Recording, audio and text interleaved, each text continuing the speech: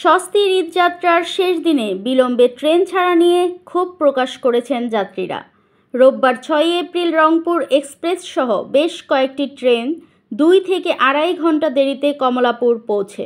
এদিন ট্রেনের ছাদেও দেখা যায় যাত্রীর ভিড়। তবে ছুটির শেষ দিনেও রাজধানী ছাড়তে দেখা গেছে অনেককে। সরেজমিনে রাজধানীর কমলাপুর ঘুরে দেখা যায় কিছুটা স্বস্তি ও ভোগান্তিহীন যাত্রার আশায় ঈদের ছুটির শেষ দিনে রাজধানী ছাড়তে গিয়ে কিছু যাত্রীর চোখ মুখে রাজ্যের হতাশা। শিশু থেকে বৃদ্ধ সবাই যেন বিরক্ত।